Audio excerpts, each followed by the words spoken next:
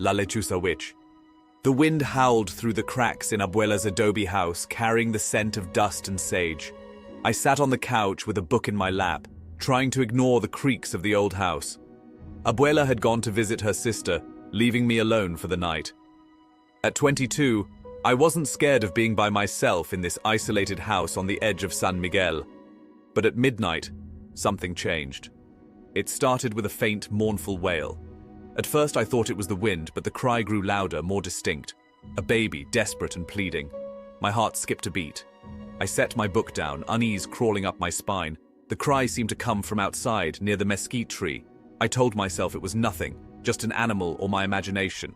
But the sound was so real, so human. What if someone left a child out there? Grabbing a flashlight and a knife, I stepped outside. The crying grew louder, as if the baby knew I was coming. I shivered, the cold night air biting at my skin. The flashlight beam cut through the darkness, illuminating the path to the tree. Then, the crying stopped. "Hello?" I whispered. "Is anyone there?" Something moved in the tree. I swung the flashlight up. My blood ran cold. The largest owl I'd ever seen was perched above me. Its feathers were as black as pitch, its eyes glowing like embers. It tilted its head, staring with an intelligence that froze me in place. Then it opened its beak, and the sound wasn't the hoot of an owl. It was laughter. I dropped the flashlight and ran. The laughter echoed, growing louder as massive wings beat behind me. I fumbled with the keys, my hands slick with sweat. The door finally opened, and I slammed it shut behind me, locking it with trembling fingers. I leaned against the door, gasping for breath. The house was silent. Too silent. Then a soft tap came from the window. Tap, tap, tap. I turned slowly. The owl was there, face pressed against the glass.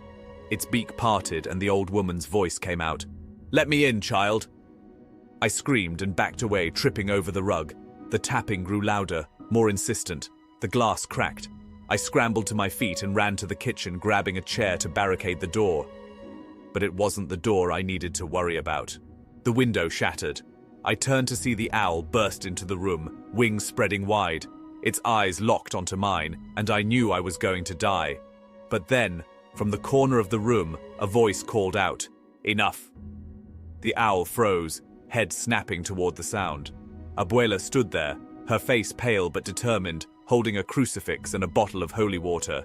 "You will not take her," she said. "Leave this place." The owl screeched, but backed away, flying out the broken window and into the night. I collapsed to the floor, sobbing. Abuela knelt beside me, stroking my hair. "I told you to stay inside, mija. La Lechuza is not a story. She is real, and she is always hungry." Moving to the next story, the nun.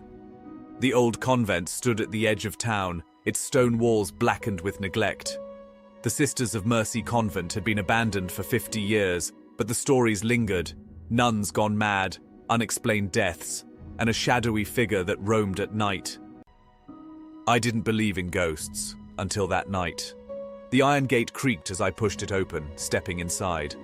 The air was thick with dust and decay. The floorboards groaned beneath my feet. Faded portraits of nuns lined the walls, their eyes following me. I told myself it was just my imagination, but the feeling of being watched only grew stronger. I found the chapel at the end of the hall. The pews were overturned, the altar covered in dust. The stained glass windows shattered, letting in the cold night air. I shone my flashlight around the room, and that's when I saw her. A nun stood at the far end of the chapel, her back to me. She was dressed in a traditional habit, hands clasped in prayer. My breath caught. She hadn't been there a moment ago. "Hello?" I called, my voice echoing. The nun didn't move. I stepped closer. "Are you okay?" She turned slowly. Her face was pale, eyes sunken and black. A cruel smile twisted her lips. "You shouldn't be here," she whispered. "This is a holy place." I took a step back, my flashlight shaking. "I'm sorry. I didn't mean to intrude. I'll leave." She stepped toward me, her movements unnatural. "No," she said. "You'll stay." I turned and ran. Her laughter echoed behind me, growing louder. Her habit rustled like the wings of a bird. I didn't look back. I burst through the front doors into the night, lungs burning with the cold. I didn't stop running until I reached my car. My hands trembled as I fumbled with the keys, barely getting them in the ignition. The engine roared to life and I sped down the road, the convent disappearing in my rearview mirror. That night, as I lay in bed, I heard it. A soft, rhythmic tap, tap, tap at my window. I froze. The tapping grew louder. I forced myself to look. There she was. The nun stood outside, face pressed to the glass. Her eyes were black voids, her smile twisted into a grotesque grin. "You can't escape," she whispered. "You'll always be mine." I screamed and pulled the covers over my head, but her laughter followed me into my dreams. When I woke the next morning, there was a single rosary on my pillow. The beads were cold to the touch and the cross was twisted and broken. I haven't slept since. Next story, the succubus.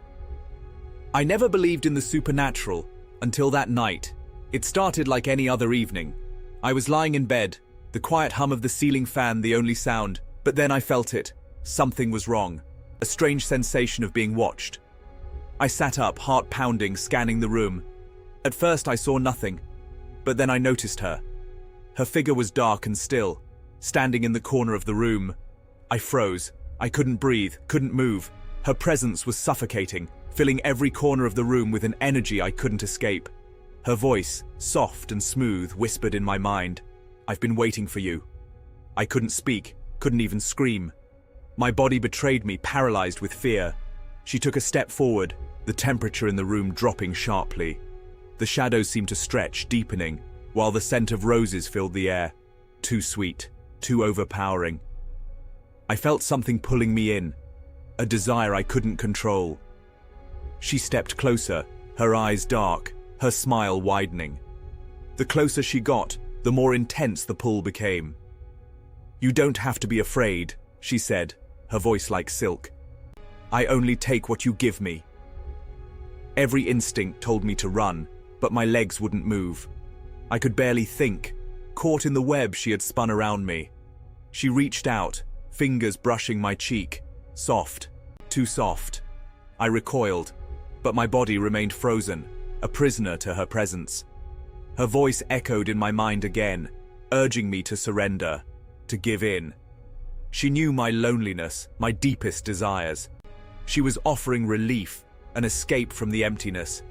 My mind screamed to resist, but the temptation was overwhelming. I fought back, breaking free from her gaze. I stumbled backward, my heart pounding. "Stay away from me," I managed to whisper, but she didn't move. That cruel smile remained, and her eyes glittered with dark amusement. She leaned closer. "Don't worry," she whispered. "I'll be back." In a panic, I bolted for the door, my heart racing, and ran outside into the cold night air. But even as I fled, I could feel her presence clinging to me, her hunger following my every step. The next morning, I woke exhausted, as if I hadn't slept at all. When I touched my neck, I found faint bite marks, tiny, almost invisible, but unmistakable. My skin burned where her fingers had grazed me. I realized then, I wasn't alone. The succubus hadn't left.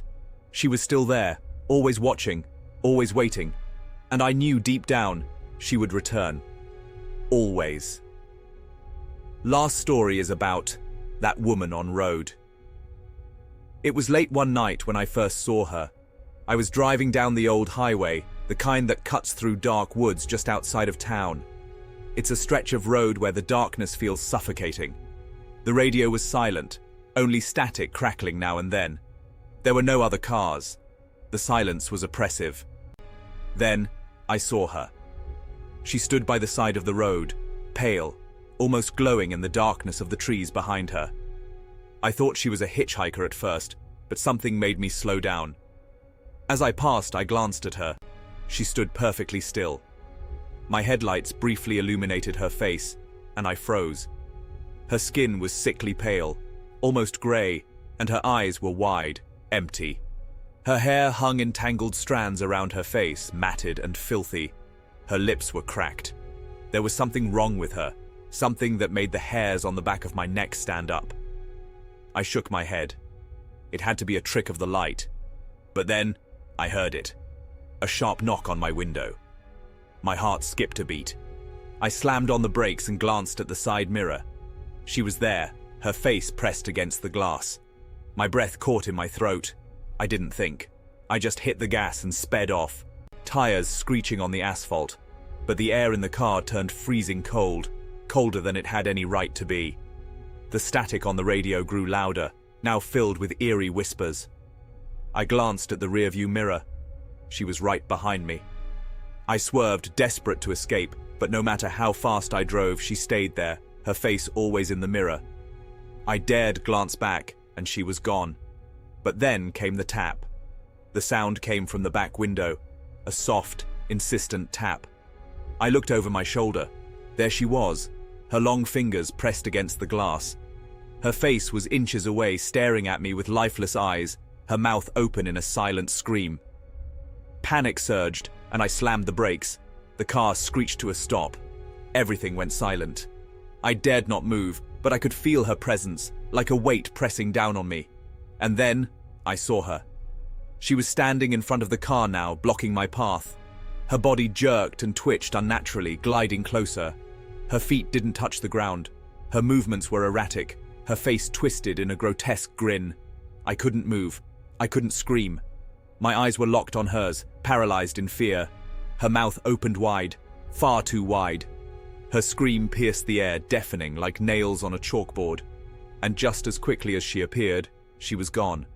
The road was empty. The radio was silent. I sat frozen in the car, still feeling her presence pressing against me, the echo of her scream vibrating in my bones. I started the engine and sped off, heart racing. I didn't dare look back. But when I glanced at the rearview mirror one last time, she was there. Her hollow eyes were burning with rage, her twisted grin stretched wide. Her hand pressed against the glass, leaving a smear of blood. I never drove that road again. Every night when I close my eyes, I still hear her scream, and I know she's waiting. Next time, she might not just be in the mirror. Next time, she might be in the seat beside me.